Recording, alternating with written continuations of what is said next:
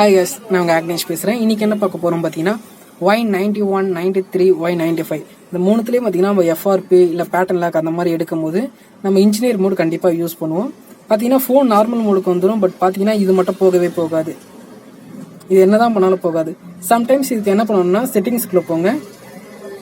அதுல பாத்தீங்கன்னா அப்ளிகேஷன் இருக்கும் தெரியுமா, ஆப்ஸ், அதுல போய் அதை ரிமூவ் பண்ணிக்கலாம். நம்ம ஜஸ்ட் நான் பண்ணி காமிக்கிறேன். மோர் செட்டிங்ஸ்க்குள்ள போய்க்கலாம். அதில் ஆப் மேனேஜர்னு இருக்கு பார்த்தீங்களா, அதை கிளிக் பண்ணிக்கலாம். கிளிக் பண்ணிட்டு இன்னும் மோர்னு இருக்கு பார்த்தீங்களா, அதை இன்னொரு கிளிக் பண்ணிக்கிட்டு ஜஸ்ட் சிஸ்டம் ப்ராசஸ்ன்னு இருக்கு பார்த்தீங்களா, அதை கிளிக் பண்ணிக்கலாம். கிளிக் பண்ணி பார்த்தோன்னே இதில் பார்த்தீங்கன்னா நிறைய வரும். அதில் இன்ஜினியர் மோடுன்னு ஒன்று இருக்கும். சர்ச் பண்ணிட்டே வரலாம். பிரிட்ஜ்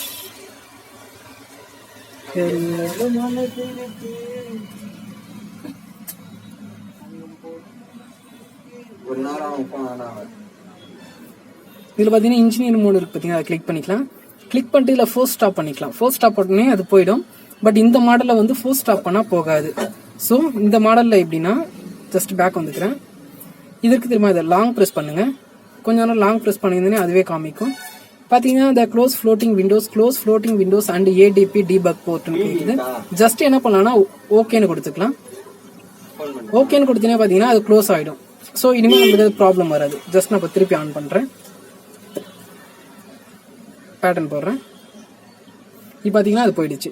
ஸோ இந்த மாதிரி தான் அதை வந்து என்ன டிசேபிள் பண்ணுறது. ஏன்னா நிறைய பேர் கேட்டு இருந்தீங்க இந்த மாதிரி இன்ஜினியரிங் மோடு வந்துச்சுன்னா அது எப்படி டிசேபிள் பண்ணுறது தெரியல அப்படின்னு. இந்த மாதிரி ஈஸியான மெத்தடில் நம்ம ஈஸியாக ரிமூவ் பண்ணிக்கலாம்.